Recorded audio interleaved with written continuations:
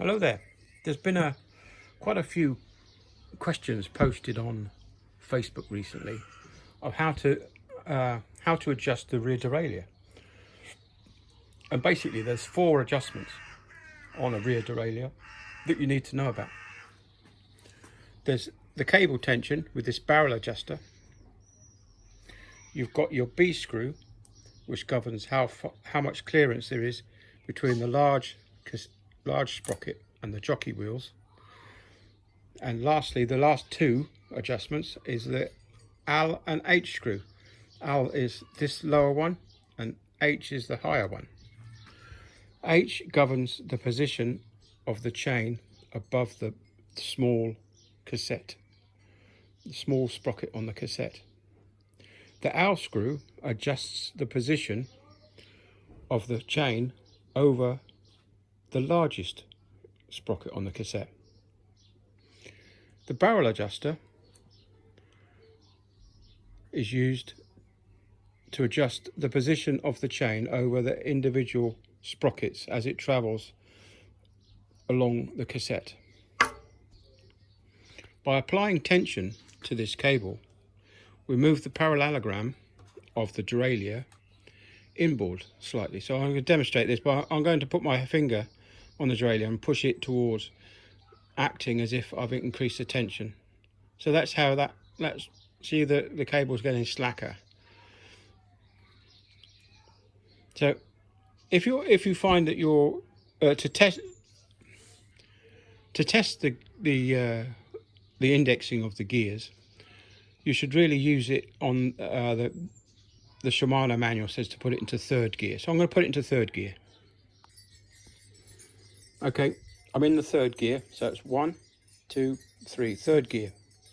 Now if your chain is riding up onto the next largest sprocket, this tension is too much. You need to slack that tension off slightly. Now to do this, you screw it inwards. You screw the barrel adjuster inwards, so it's clockwise. You screw it clockwise and it reduces the tension, and that will stop your cassette from your chain from climbing up to the next biggest gear. Now if you're pedaling along and you find that your cassette is jumping down a gear, then the tension needs to be increased, and you do that by screwing it outward. Now if you find that your chain is skipping inwards down into the 2nd gear, you need to increase the tension here and force the parallelogram this way slightly. So you unscrew this in an anti-clockwise fashion. Sorry, you unscrew the barrel adjuster, and that increases the tension on the chain and moves the chain back towards the center line of the gear that it's in. Now I've deliberately increased the tension on this. I haven't changed gears. I've deliberately increased the tension on this to demonstrate what's happening here with the chain. It's actually gone to the 4th sprocket when it shouldn't be. So I'm going to screw this back in to release the tension. That's a 1/4 of a turn. Oh, and it's just doing it. Just gone back in. Now it's making a noise. It's actually making a noise when I'm pedaling. You can hear the chain. As you can see, it's not quite in the center. It's actually making a noise and rubbing on the 4th gear. So I'm going to make some slight adjustments. That's 1/2 a turn, and I'm going to pedal again. Now that sounds a lot better, but it's still making a noise, so I'm going to give it another 1/2 a turn back to as it was. There we go. I'm still getting a little bit of noise, but I'll fine tune that with a little bit more. There we go. Getting some noise.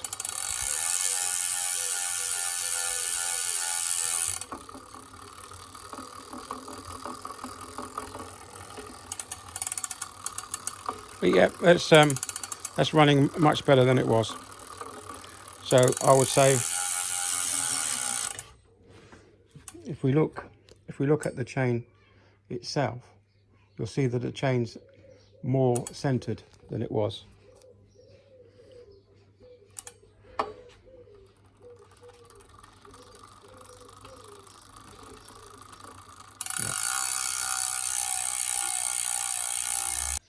So I'm going to take the chain all the way to the largest sprocket on the cassette, and then I'll show you the B screw adjustment. All right, here we go again. Right, the chain is now on the largest of the sprockets on the rear cog, and you can see I have clearance on the jockey wheel that's closest to the cassette.